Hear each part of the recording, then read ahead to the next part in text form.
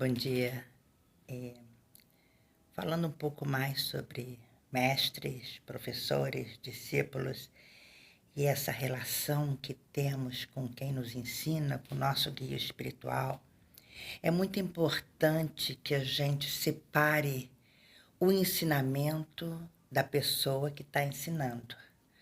Porque o ensinamento em si, ele é perfeito, ele veio do Buda, né?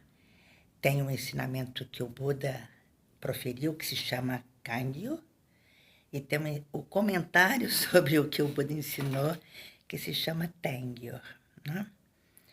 Então, na realidade, tudo que eu faço é o Tengyo do Tengyo do Tengyo. Eu vou falando sobre todas as coisas que eu fui aprendendo com muitos mestres que eu tive e que eu me sentei aos pés deles e que eu peregrinei para encontrá-los e que eu os servi muito. Então, em falando assim, sentar aos pés dele, peregrinar para encontrá-los, servi-los, tudo isso são atitudes para poder receber o conhecimento e poder repassá-lo, ter esse tipo de. Eu considero um mérito, eu considero uma felicidade, porque conversar com vocês sobre o Dharma é o que eu mais gosto, né? Então, não confundir professor, mentor, guia espiritual e o ensinamento são coisas separadas. Porque muitas vezes nós não gostamos como o professor se veste, ou como ele fala, ou como ele gesticula, ou a voz, o que seja, e deixamos de prestar atenção ao conteúdo que ele está dizendo. E ficamos no entorno, ficamos em toda a moldura. Então, existe até aquele fato de falarmos dos 3 potes, né? Que é, ou seja, é ouvir com uma mente contaminada. Por isso, quando o pote está sujo, você não lavou o pote e colocou uma água limpa, cristalina dentro, e ou o pote está quebrado, tudo que você vai colocando ali de belezas e benesses e realezas e grandezas do Dharma, o pote está rachado e aquilo vai se esvaindo, ou seja, você ainda fica muito preso em todas as coisas do samsara, não está aproveitando todo o ensinamento para ver essa gaiola de ouro que está com a porta aberta, mas que que a gente acha que está fechada.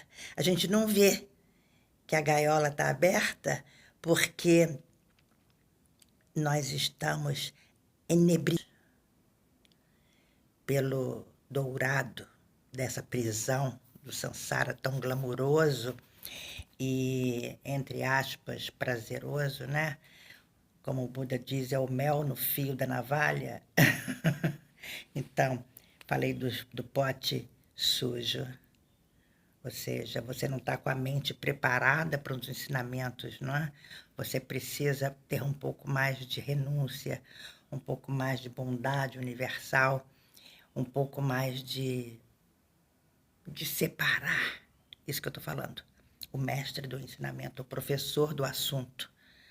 A maneira como ele é, do que ele está dizendo. Então, tem o pote sujo, tem o pote que está rachado, ou seja, por mais lindo e mais puro que sejam todos os ensinamentos, você ainda assim está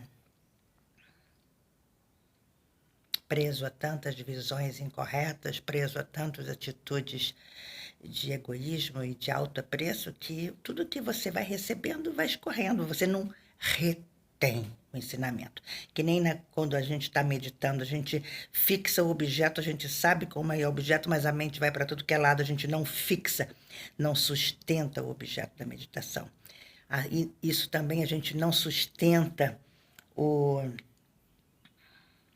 a gente não sustenta o ensinamento no dia a dia. Amanhã, estou falando hoje, mas e amanhã? Será que eu vou conseguir me lembrar?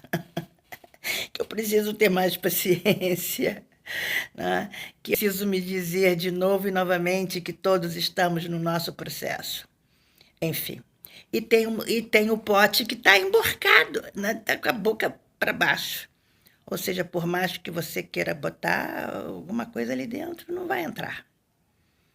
Então, nós temos que refletir sobre os 3 potes e refletir que separar o ensinamento do mestre, separar a maneira como ele fala, a maneira como ele se veste, a maneira como ele gesticula daquilo que ele está oferecendo.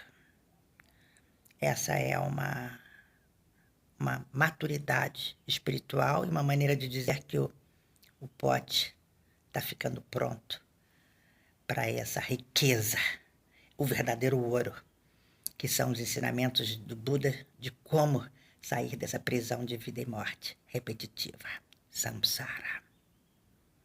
Gratidão.